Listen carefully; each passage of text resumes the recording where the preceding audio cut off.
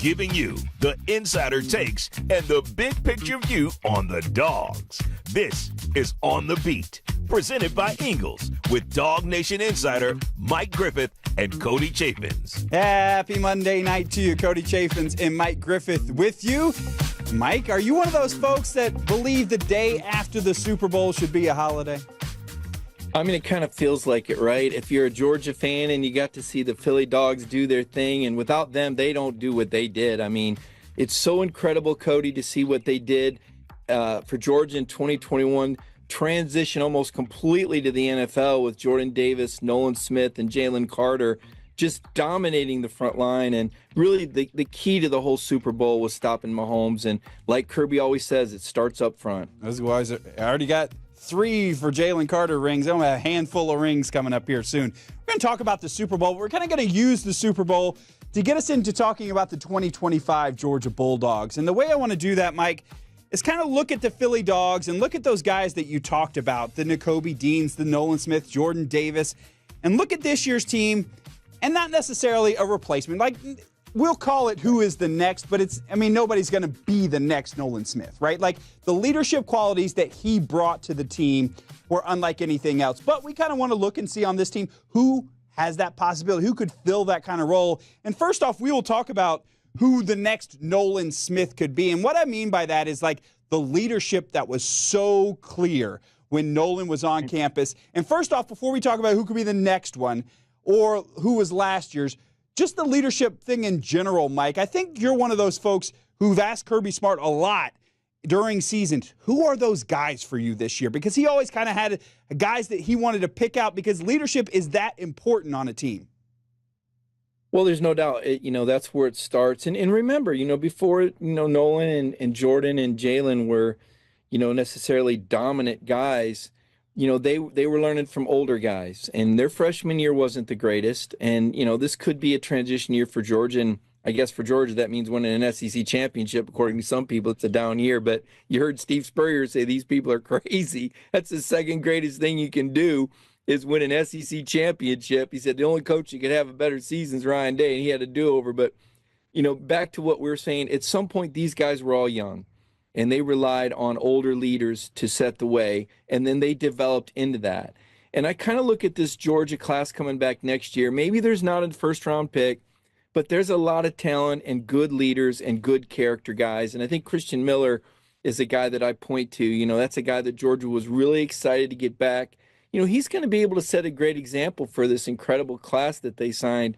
Elijah Griffin is one of those guys, that I see maybe blossoming into that. You see the Isaiah Gibsons in this class. Now, remember, Nolan played as a freshman. He didn't start, but he had guys like Azeez Ojulari, Jermaine Johnson ahead of him. He still was able to make an impact. I think some of these freshman defensive linemen that Georgia signed are going to be able to grow rapidly, and I think you're going to see him get some reps in there.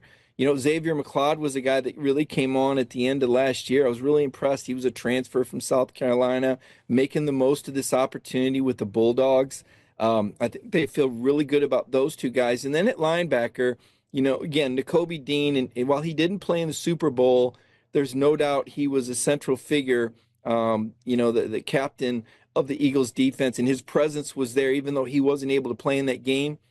I think C.J. Allen has that potential, and Raylan Wilson. These guys are going to be third-year starters at middle linebacker. I think they're great leaders. And another guy, that's young but really impressed was K.J. Bolden. And when you have a guy that makes electric plays like that and brings so much energy, I think he can evolve into one of those leaders and be one of those future greats that we see go on, win a Super Bowl somewhere else, be an impact player. He had Malachi Starks to learn from. Malachi had Chris Smith and Lewis Seen. So to your point, Cody, it continues, and leadership helps these young guys grow. And when you think back to this past year's team, I think after the Sugar Bowl, Kirby Smart said the leaders on this team, and it was pretty clear by the end, right? Jalen Walker was voted unanimous permanent captain on this team, and same with Tate Ratledge on both sides. And when I look at this upcoming year, What goes through my head is the Lawson Lucky quote in that kind of behind-the-scenes SEC thing that he got in Gunnar Stockton's ear as he was about to go on the field. He said, "I hope you have as much confidence in yourself as we have in you." So that, to me, stuck out. He's one of those guys who now has been in the system a couple of years, made an impact last season more than he did his freshman year, but maybe he's, they throw him out in front of the microphone a lot. So he's one of those folks that, to me, could be out there and be that charismatic leader and can call out the team. And Kirby Smart has talked about him a little bit as well at press conferences. He's got that dog in him, He's one of those guys that's not going to settle for complacency. So Lawson Lucky seems like a guy who could be that, especially on the offensive side of the ball. Yeah, great playmaker, and I would put Oscar Delp under that, category as well. You have two guys coming back that are very accomplished, that are future NFL players. I think both of them are dynamic. I think they're both great leaders. I think they do it the right way. Yet another position where, Georgia, signed some great freshmen that are coming in at that position. They're going to lead for these guys to follow. In the receiver core, Arian Smith down at the Senior Bowl telling me Dylan Bell is going to be on a mission.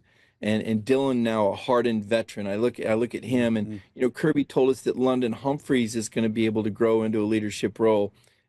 Frazier in the backfield, he has a lot of juice and a lot of energy, and he's going to have a big presence. And then I think whoever the quarterback is by nature, I think both Ryan Puglisi, and Gunnar Stockton are great leaders, regardless of who wins the position. Kind of reminds me of, Brock Vandagriff and Carson Beck were 1A and 1B. You had two great leaders and two great guys that were leading the team. So, these are the guys that are going to fill those shoes this year, and just as importantly, help set the foundation for the future with the way they lead and the example that they set this upcoming season. All right, so that's going to be the new Nolan Smith, one of those guys going to step up and be that leader.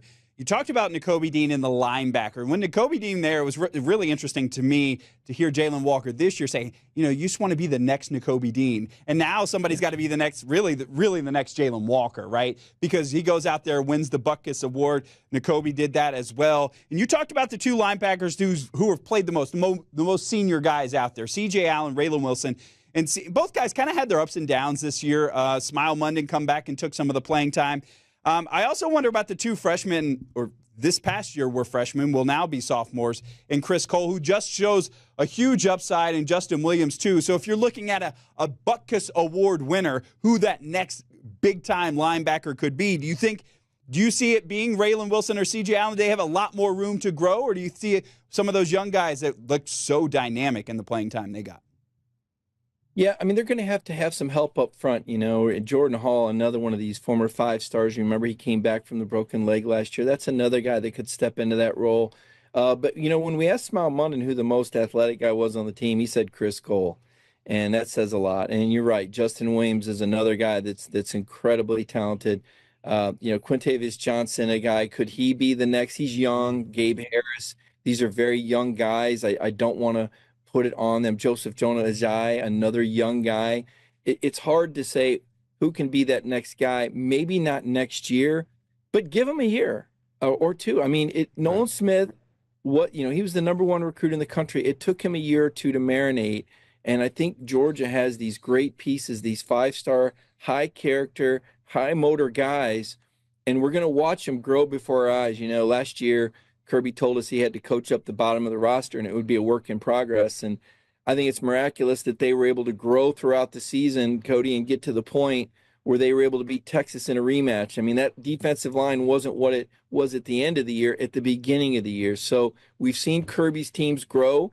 So maybe the next Nolan Smith doesn't jump out on film at you in the opener against Marshall, but maybe by the end of the year, you're seeing some guys going, oh, yeah, this guy's a dominator of the future. All right, so we'll move on now. So we both watched the game last night, and the one thing you talked about, the stat line maybe wasn't there for Jalen Carter, but if you were watching that game, the impact that Jalen Carter had as he was in Pat Mahomes' face, around him, forcing him out of the pocket the entire night, and it was the definition of havoc, which is what Kirby Smart talked about so much, and he was a game wrecker. So as we look at this roster, and probably a couple names that we've mentioned already, and just looking back at 2024, I think the game record for everybody else, again, probably had to be Jalen Walker. But you look at this year, the guy coming back with the most pressures, at least according to the stats. Now, he played a couple more games, but C.J. Allen on the blitz. Now, Eagles did it last night without the blitz, but he put a lot of pressure the way he was able to blitz, which is interesting to me because I looked at that stat and you go, oh, yeah, he did get after the quarterback a lot. But I think the other one, if you're looking at the new game record, it has to be Christian Miller up there, especially the way he finished the season so strong. No doubt. Incredible. And you're right about what Kirby said about Havoc. A lot of times people look at sacks and say, well, if you didn't get the sack, but you made a great example of how Jalen pushed the pocket and made Mahomes uncomfortable. There was 16 quarterback pressure. There was 6 sacks, second most in NFL history in a Super Bowl. And a lot of people are saying that was the most dominant defensive line performance ever. I mean, you saw Mahomes really bottled up. I think he had an 8-yard run, and he was their leading rusher for like 24 yards. They couldn't run for anything, and we know you've got to run to establish the pass. So to your point, you don't have to get those sacks, but you do need to push the pocket, and you got to be able to do it with 4 guys, and that was the magic. And that's what Kirby's going to be looking for with Christian Miller and Xavier McLeod and Jordan Hall. You know, he's going to need those D tackles to really step up, push the pocket. So guys like Gabe Harris, and whether it's C.J. Allen or Raylan Wilson coming off the edge, or Joseph John Ajayi, you know, to clean that up, move the pocket with a 4-man rush. You have the best of both worlds. You still have those 7 guys in coverage, but with a 4-man rush. And that's what the 2021 and 2022 Bulldogs did so well. The last couple years, not so much. Still good enough to win an SEC championship one year and go, 13-1 the next, right, with a 3-point loss. So it's not like there's been a drastic drop-off. But I think what we saw in 21 and 22 was historic and legendary. So while we're looking for the next guys to step up, I do think we need to realize that you had the sort of team that comes around maybe every 25 years in the 21 or 22 Bulldogs. And now that's not to say they can't win another title with these younger guys. I just think we need to be careful about making comparisons to Nolan Smiths and Jalen Carters and Jordan Davis's. I think that's totally fair because it is one of those things that you look back and you're like, man, that clicked on. You had that guy playing there and that guy playing there and that, and it really was. It felt like an all-star team. And you had Brock Bowers on offense and Ladd McConkey on offense and James Cook on offense and A.D. Mitchell and Broderick Jones, the first-round left tackle and the number 1 center in the draft this year. So Georgia has always had these pieces in place. But remember, they didn't come in looking like that. So right now, as we look on paper, you say, well, there's no first-round picks. There's no obvious superstars out there, right? Some pretty good guys. But remember, those other guys, Jordan Davis was only a 3-star when he came in. Right. Ladd McConkey had to redshirt, didn't even play his first year. You know, so we're going to watch these guys grow, and that's where Kirby Smart's coaching and development and the leadership that you started off the program talking about matters so much, is where these guys set the bar for these young players to fill in and how they compete against each other in practices and get better every day. So we'll round out this conversation. And this one will be kind of a fun one, right? Because we're going to say who's the next Jordan Davis and not necessarily who can be the guy that clogged the middle, right? No, I want to know who the next Jordan Davis is. Who's the next guy that's going to be such a fan favorite? A, he's defense and they want to line him up on offense. Also, who's the guy directing the band after the game? Who can be that guy for Georgia? I think back to 2024. I think everybody loved Dirty Dan, and you talked about Dirty Dan a lot. He was a fan favorite. Cash Jones has that fan favorite kind of feel, especially because those guys kind of walk-ons to great stories. Jordan Davis was a 3-star, not super heralded. I think Gunnar Stockton, another guy who already fans kind of rallied around with the truck story and all of that. So when you look at this year's team, who's going to be that next guy that's going to be so beloved by this Georgia fan base? I'm hoping it's Jordan Big Baby Hall. I love this kid's energy. I know he didn't do a lot last year coming off the injury, but he's got so much talent. He's so gregarious and charismatic in front of the camera. I think Christian Miller, you go back to the interview Brandon Adams had with him in New Orleans, and he's a playful, fun guy. Kirby's very excited to have him around. He's super talented. I think he made a really good decision coming back another year.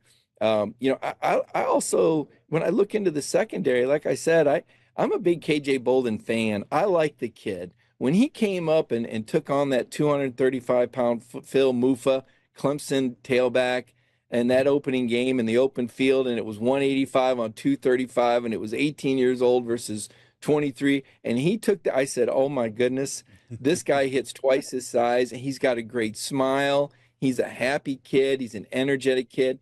And then on offense, Nate Frazier is a lot of fun. Oh, yeah. In fact, Oh, yeah. too much fun at one point. I mean, Kirby had to call him down.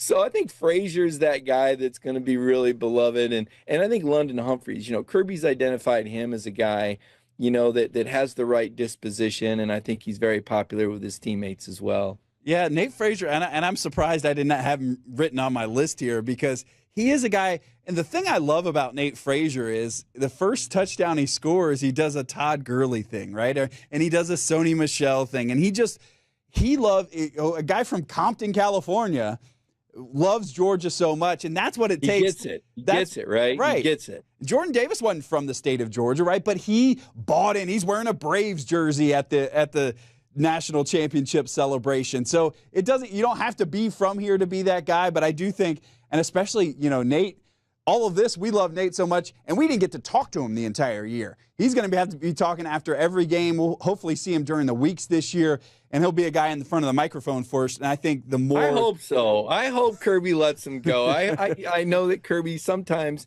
and, he does it for the players' own good. You can put too much pressure on yourself. We saw that, with Carson and some of his social media. But I think Nate Frazier is a guy that really grew up. I really do. I think he had great leadership in front of him. I think he learned a lot from Trevor Etienne.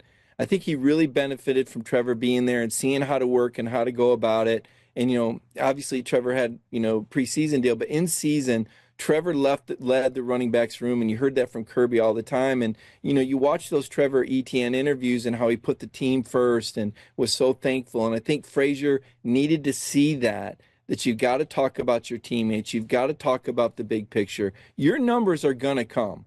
And I think Frazier is so dynamic. I think he could be the next great in RBU. And to your point, with that personality, so magnetic, energetic, charismatic, as long as Kirby can put a little governor on him, say, Nate, give me about 80% in that press conference. Save the other 20% for the locker room when you're in the end zone.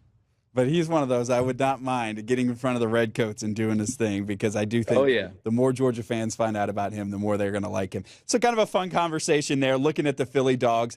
Now, one of the things we're going to do after our first break is we're going to do boots on the ground. I got to go to New Orleans last week, talk to all these Philly Dawgs in person. I'm going to share some of the stuff that maybe hasn't been out there so far. We put a lot out there from last week, but I'll share some of the stuff that wasn't there. We'll also dive into Mike's memory bank a little bit, which is going to be fun. So we'll also talk basketball and baseball later on in the show. This is On the Beat, presented by Ingles. So, you going to play this week? You gonna play this week? You going to play this week? You gonna play this week? You going to play this You week? gonna play this week? You gonna play this week? You going to play this You week? gonna play this week? And welcome to the Ingles Game of the Week as the Warhorses square off against our rival. He's going in. He's going in. Go, baby! Ingles. We're with you every step of the way.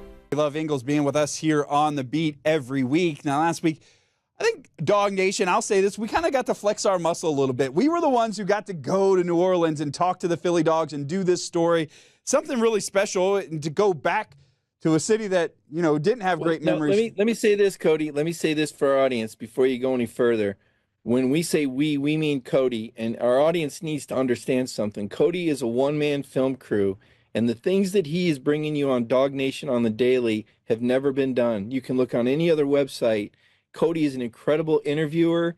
He was down there all by himself. He got all these interviews knocked out, everybody there. So, Cody, I want to commend you, and the audience need to realize how much you put into this. You put in it every single week. But for you to go down there and land the stories that you did and get the video that enabled us to write the stories that no one else was able to write, you deserve a tip of the cap, my friend. I appreciate it. And yeah, DawgNation, there are resources put towards this, right? And DawgNation is willing to do that, which I love. And that's part of the reason I love being here is that, you know what? I said, I kind of jokingly said, it'd be cool to go cover those Philly Dawgs. And they're like, okay, book your flight. And I'm like, okay, let's go do this. And so they made it happen. So I really do appreciate it. The first thing I want to show, so it was really interesting at Super Bowl opening night. They kind of had the field blocked off, and all the interviews were going to happen on the outside of the field, which made it, Superdome does have a lot of room on the sidelines, but it was still pretty tight because you have media from all over the country, all over the world there as well. So we're kind of shoulder to shoulder, and we're finding people. And it was interesting to me because first person I saw was Nolan Smith. And we talked about how Nolan Smith was so gregarious. Like, he was so good on camera and so willing to talk and had great stories all during his time at Georgia. And I ran into him right off the bat, and he wasn't real sure about doing the interview, if we're honest. He was one of those, he didn't want to do that. So the first bite I'll let you hear is the first thing I started asking him about the Super Bowl, like everybody else was going to ask him about the Super Bowl, and he didn't have a ton to say. Take a listen. I like it. Just work, man. I'm just about work. Literally, that was it. That was the soundbite. I'm about work. And so I'm like, okay, well, this might be a tough interview. So, Cody, let me tell you, there's an old saying, and I learned this at Michigan State from D'Antonio, who is a Sabanite. You don't want to let the lion out of the cage too early in the week. That's Nolan pacing himself. Now, we know he was excitable and as aggressive and gregarious as ever come game time, but you interviewed him on a Monday, and he's got to keep those feelings under wrap, and he's got to be reserved. Doesn't want to give any bulletin board material. Let's stay focused. So what you saw was Nolan Smith's maturity there, understanding the time that interview was taking place, understanding that, yes, he has a reputation for being gregarious and a big talker, but it wasn't the time for that. It was the time to stay focused and even keel. These are the things that you learn playing for Kirby Smart. Don't let the lion out of the cage until game day. Now, he tried to hold back as much as he could, but I did get something out of him. And how I did that was start talking about his head coach. And I did this with each of the guys, and all those guys had so much they wanted to say. So Nolan literally had a 3-second soundbite a second ago. But I pull out Kirby Smart's little head on a stick, and he couldn't stop talking. Here's Nolan on Kirby Smart. Tell me about this guy. Oh, yeah, man. Hey, this guy right here, he's special, man. Listen, he'll care about you, and he'll hug you, and then he'll treat you like no other, man. I love this guy, and he come across to some people, as a yeller, but no, he's just a loud carer. I call him a loud carer. What were some of those moments for you at practice when he was a loud carer? Man, I just remember one of the memes that went viral of him pointing and laughing and then bumping me because, we went on 2. He got me on hard count because, I'm a pass rusher, and I wanted to say he did that for me, and he told me before practice, and I'm like, he ain't going to get me. He said, I'm going to get you off sides today. And so it was just hilarious. So we had the bite where, he didn't want to say anything, but we start talking about Kirby Smart, and the guy opens up, and it tells you what Kirby really means to Nolan Smith, who didn't want to be doing that interview but could not help himself. Same thing happened with Jordan Davis. Keely Ringo had nothing but great things to say. It's one of those guys who is so, like he said, a very loud carer, but he does care, and that impact is felt years after the fact. Well, now that didn't have to do with the game, so it's okay to get excited about Coach Smart. Nobody's going to get offended. That's not going to take any line out of the cage. Talk about your coach, but how about the prop? Like, I'm going to make you remember him. Right here's his face, and that was brilliant as well because that really got Nolan going. And I think all the guys just seeing Kirby's face, it invokes a memory just like that. You're like, oh yeah, I remember that face. I remember that guy. I remember that memory. And so it was really good to get these guys talking about, the jubilation and the glee that they enjoyed it. Jordan Lewis-Seen was another guy you had a chance to catch up with who was just recently signed and him talking a lot about what it meant to be a Georgia Bulldog. So that's okay to talk about and get excited about. But when it came to the Super Bowl, everybody was pretty dialed in, and we saw why last night. Yeah, it was funny to hear those guys. Ask Keely, what are his on the mic moments? He said a lot of bleeps, which was probably very true. We heard it outside the fence. Remember one of the opposing teams? I think it might have been a Tennessee week 1 versus 1 when a Tennessee reporter thought they had a big scoop that Keely Ringo was getting yelled at. We're like, no, that's just another day. He yells at everybody. I interviewed the baseball team. I interviewed somebody out at the greenhouse outside the outfield wall. They say they hear him every day. And the guy was a pastor who lives next door. He says, some of the stuff I hear is not church worthy. Anyway, so the guys opened up, and they love Kirby Smart, and that was fun. So another thing from that night that we really haven't talked a whole lot about and haven't shared a ton of, When Jalen Carter was going to get drafted, he fell down draft. The only reason he's with the Eagles is because he fell down draft boards. And part of that, they all said it was the off-the-field stuff. So when he got drafted by the Eagles, I think we all kind of thought, oh, this is going to be perfect for him. He'll be around guys like Nolan Smith. He'll be around guys like Jordan Davis, who can kind of be the big brothers.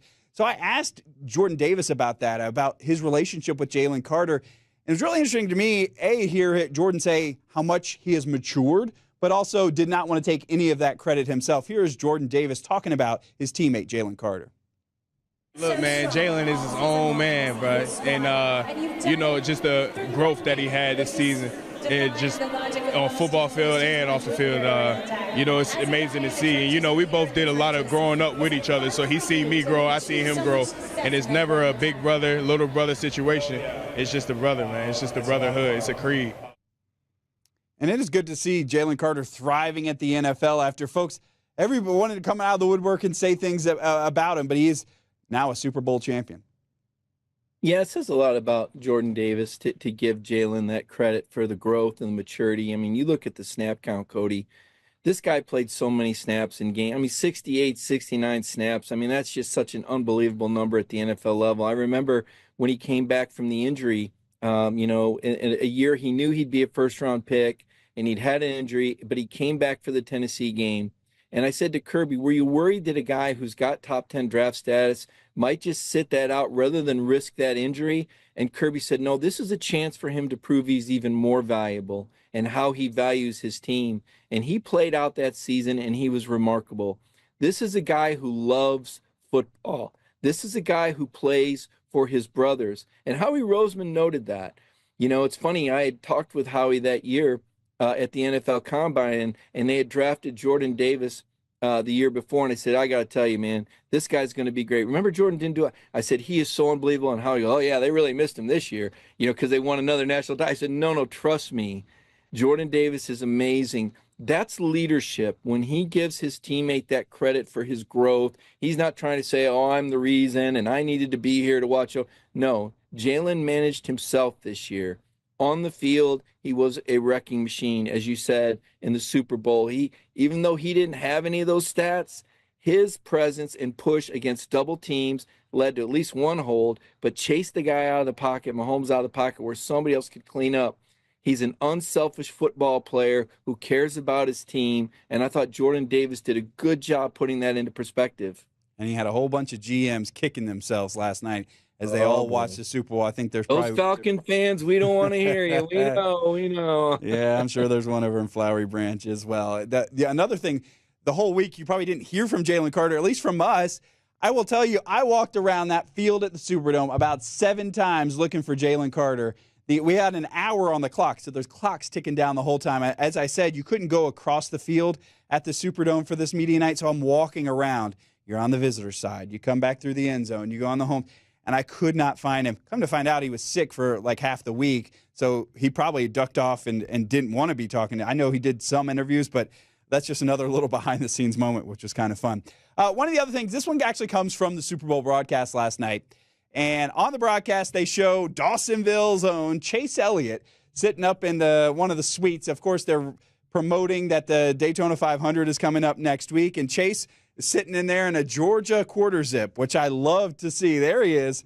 So Chase Elliott sitting there in his Georgia quarter zip, and it got me to thinking, Georgia and NASCAR, what are the connections here? And you know what? Our own Mike Griffith covered NASCAR for a long time. So, Mike, I'm asking you here, give me a great NASCAR. What are your memories? What do you miss about covering NASCAR? Well, this is where I wax poetic, right? Back in the day, Cody, in the 1990s, these guys were larger than life. The Dale Earnhardts, the Jeff Gordons, Dale Jarrett's. I mean, we all knew all of their names. And Bill Elliott, of course, awesome Bill from Dawsonville. I remember when he went from being the fastest man in NASCAR in the Coors car to trying to own his own car and his own team. And things weren't going so good. And so I went to Bill's garage one Daytona 500 I think I went to 15 in a row, the summer and February Classic. And I was asking Bill, well, man, you don't look like you got the speed. He said, man, I ain't got them cubic dollars. And I said, what do you mean? He said, well, you got to find restrictor plate speed. You got to have the engineers and the technology. And now that I'm a single car owner, and own my own team, he didn't have the same kind of money and resources that these multi-car teams did. This kind of reminds me a little bit of the NIL money, Cody. You got to have the cubic dollars to get a big engine under the hood at Dega, and you got to have the cubic dollars to fill your room up with transfer guys that can make an immediate impact and help you win championships. So I kind of translate that, but no, Daytona was great, and it's great to see Chase doing well. He's not a Johnny-come-lately. I mean, this is a guy, when Georgia was winning the titles, was on record talking about Kirby Smart, listening to some of the things that Kirby was telling the Dogs during the championship runs, and him applying that to his NASCAR team. It is a team sport. It's very similar. There's a week to week. Sometimes you crash, like that Ole Miss game this year. You got to come back from it and keep your fenders clean, just like staying healthy all year. Can't win the race if you don't keep your fenders clean and get to the finish. And the Dogs just did just enough to win an SEC championship. So I liked NASCAR a lot. I enjoyed it. I enjoyed the personalities. I got to know the great intimidator, Dale Earnhardt Sr. I got to be there for Dale Jr.'s first race, countdown to E-Day at Charlotte. And when everybody else would go talk to Earnhardt, this was my trick.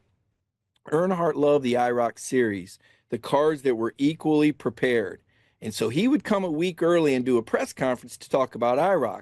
Well, that was your chance to get Dale, because a lot of the media didn't come till the next week, and he loved talking about roughing up those IndyCar drivers that would come out there and try and drive stock cars. So you'd get him then, and then the next week when everybody else would arrive and swarm the black number 3 car, I'd go talk to that number 24 that a lot of the old timers, they didn't like this new kid. I did, though. And so I said, okay, I'm going to talk to Jeff Gordon, and I'll never forget, before his first Daytona 500 win, it was me and 2 other guys in his hauler, and there was probably 24 guys down at the number 3 pit. And Jeff said, "Where's everybody at?" And we kind of looked at each other. He goes, "They're talking to Dale, aren't they?" We said, "Yeah, they're down there talking to Dale. He scheduled his appointment." He goes, "Well, I'm going to give you guys a story. I'm going to win the Daytona 500 tomorrow." Ooh. And Cody won the Daytona 500 the very next day. Rainbow Warrior. I love that. It was so interesting to hear you talk about Bill Elliott's shop, and he had the shop in Dawsonville for so long, and it's literally like him and his brother working on the car, Ernie Elliott, who was up there. But now you look at Chase, who's part of Hendrick, which is this man. He's on the Yankees now. He's got all the NIL dollars. He's got the cubic dollars. He's got the cubic dollars. A whole different world for Chase, so love that. All right. Always fun to go back into Mike's memory machine, and that just made me think of that last night, so a little bit of fun. We do want to talk about one more thing from the Super Bowl before we wrap up our Super Bowl discussion. We're going to talk a little basketball, Georgia baseball coming up here in just a minute. But as we do, I couldn't help but notice the similarities between what the Chiefs were doing last night and how Georgia's season ended against Notre Dame. You talked about the sacks. 6 sacks for Kansas City gave up last night. Georgia gave up 4 sacks in their game against Notre Dame, turned the ball over. Georgia turned it over twice in their game against Notre Dame. 3 turnovers for the Chiefs. Both included a sack fumble, by the way. 9 tackles for a loss Georgia gave up against Notre Dame. 6 tackles for a loss last night. It seems like one of those things. You can't turn the ball over, and your offensive line has got to stand up in these big games, and both of those provided the downfall for those teams. Great example. I mean, even a great quarterback like Patrick Mahomes has to have protection. And at times this year, the Georgia offensive line was not sufficient, was not proficient. And Notre Dame was one of those games. You got to be able to run the ball effectively, right?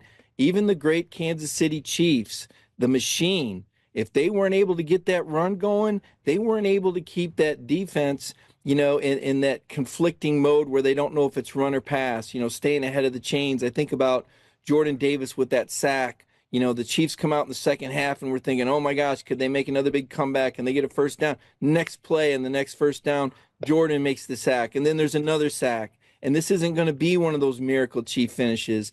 The Philly Dawgs kept coming. The Georgia defensive line did not apply that kind of pressure. So when Kirby Smart talks about why the offense wasn't what it looked like it should have been, we go, well, there were drop passes. But he also brings up the defense.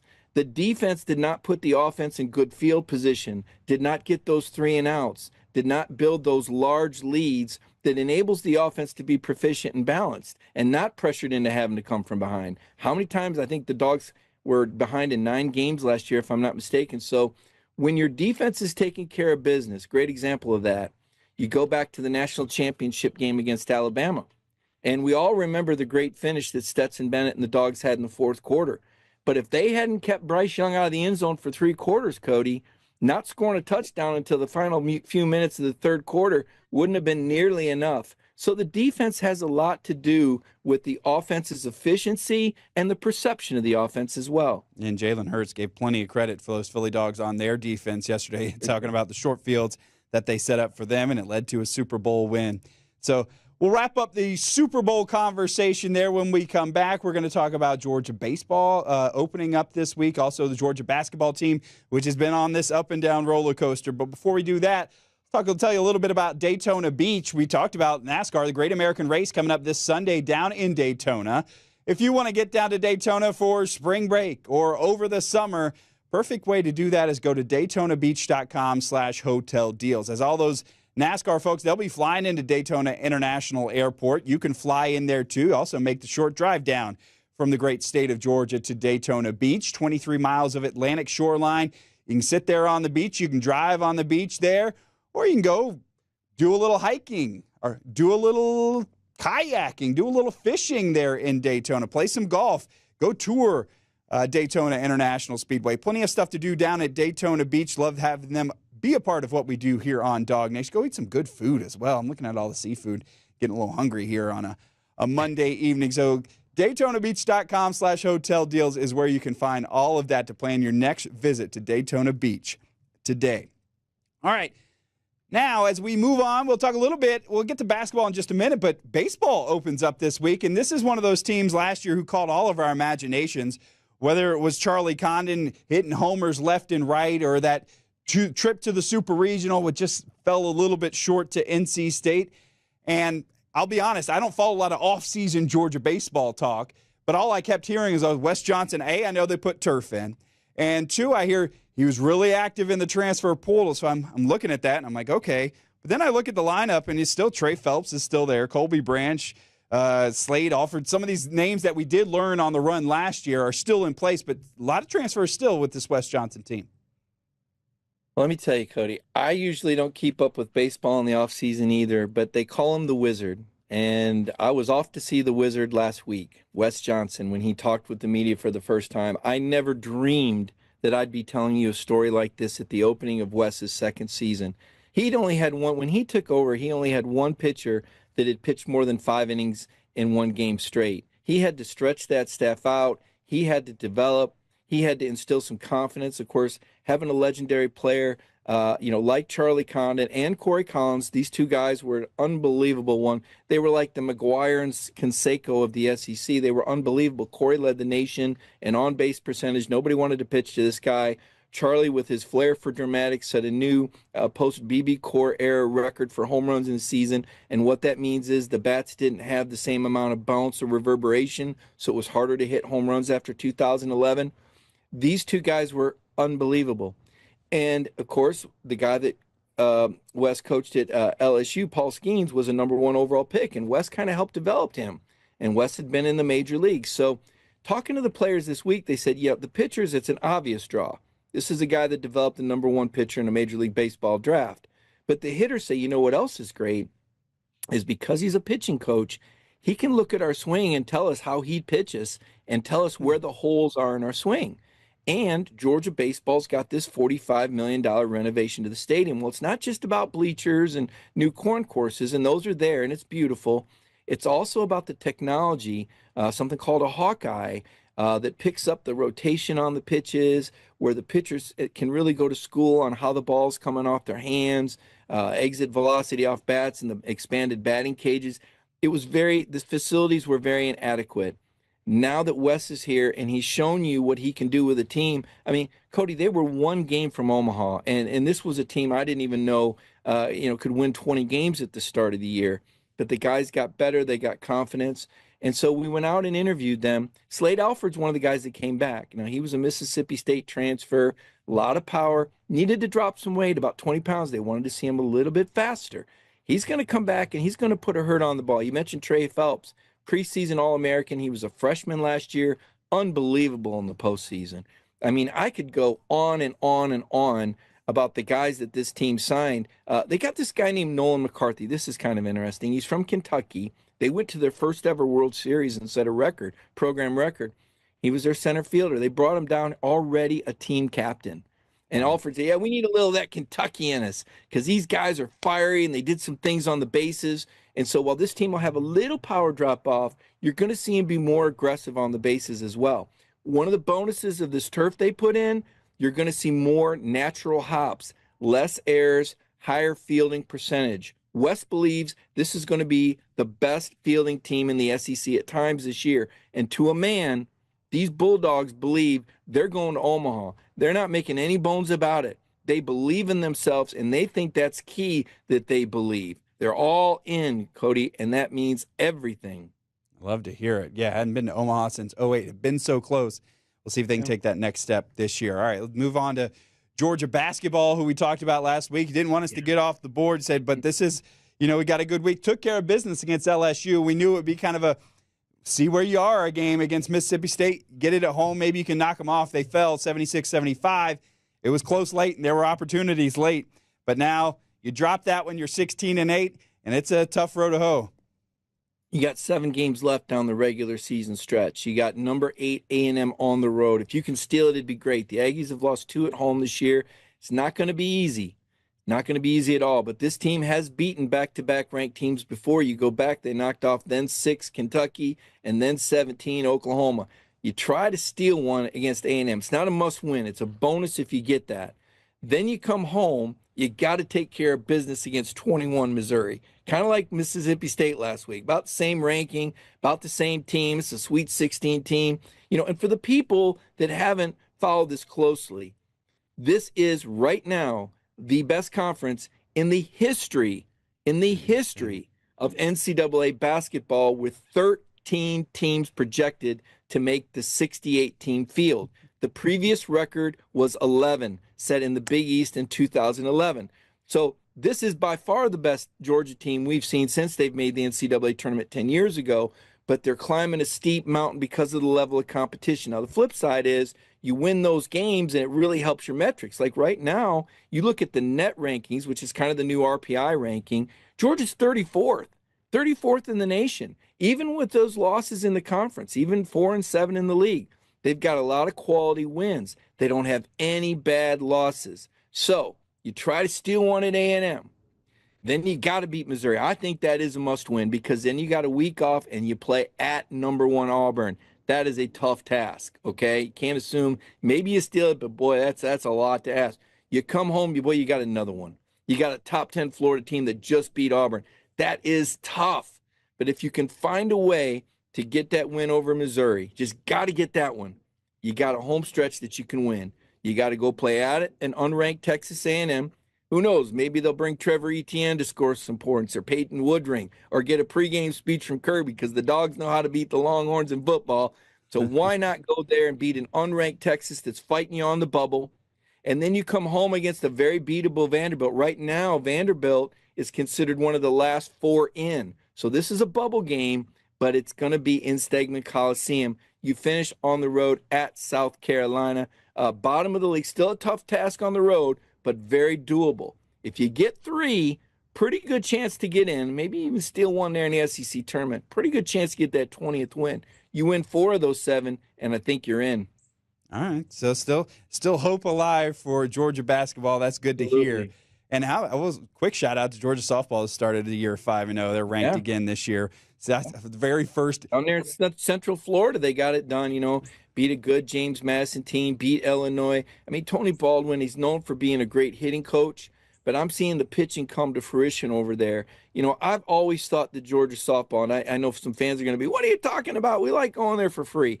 You got to pay to get that is an incredible program. The Georgia softball offense is among the best. I used to cover softball at Tennessee. I chose to cover that instead of baseball in the spring because my daughters played and I coached it for 8 years. I was Coach Mike, and I learned so much from the weeklies, and I learned so much about SEC softball.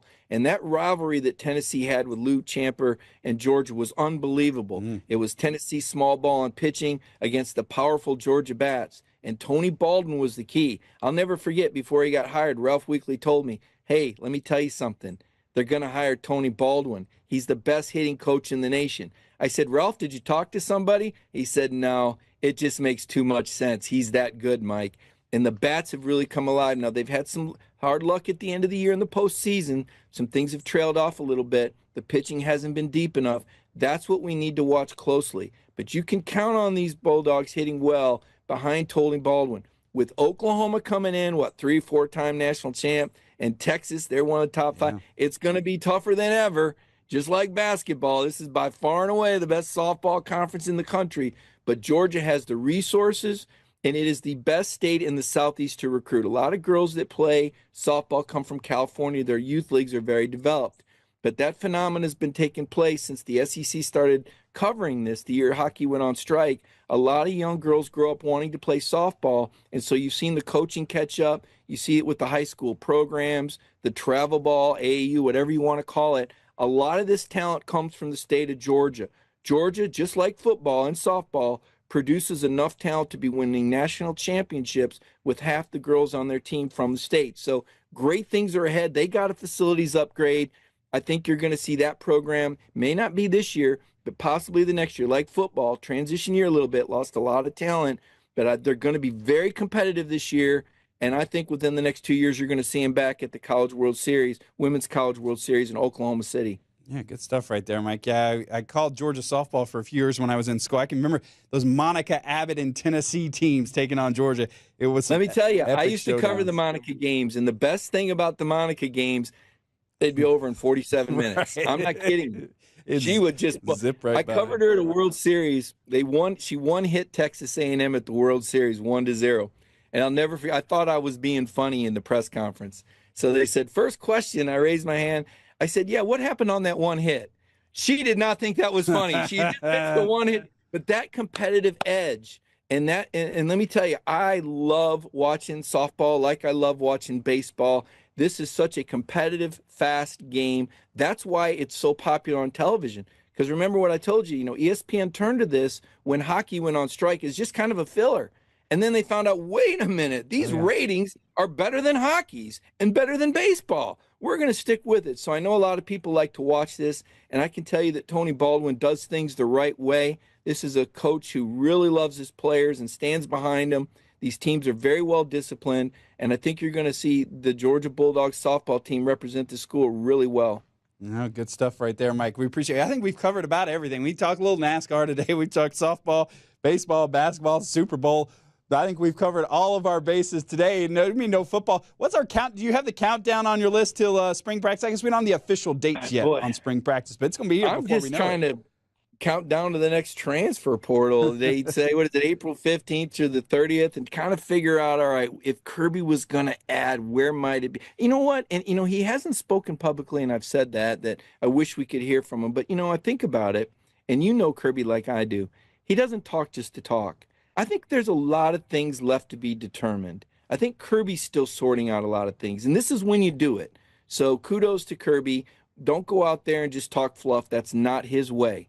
He's going to have the answers before, or he's not going to go out there because he's not going to lie to you, right? And I think there's a lot of things that are in transition right now that he and his coaching staff are kind of still sorting out as far as who they are and what they want to be. They've got some transfers coming in. How do they fit into the offense? How do they fit into the defense? How does the scheme change up? There's a lot of moving pieces. So I understand why Kirby hasn't talked. Even if he just came out and said, I think we're working really hard, I'd be like, I'll take it. Let us in a workout. Let's watch him puke in a bucket or something. But what's going on over there. They're working hard. But Kirby's doing his work right now. He's sorting through things. He's figuring out what this team is going to look like and how they need to approach things to get the absolute most out of those 15 spring practice dates. This is a guy who maximizes every minute of the day, is the most proficient head coach I've ever covered in any sport. Yeah, to take it all the way back to the top of the show, we asked the question, who's the next leader on this team? That question's already being answered. It may already be answered in Athens with the offseason workouts going on right now. Those guys stepping up and taking on those roles. All right, that's going to do it for On the Beat this week. Appreciate you, Mike. We'll see you next week, and maybe we'll cover even more next week as we cover it all here on the Beat every week, presented by Ingles. Appreciate it. Hopefully we'll get a special guest soon.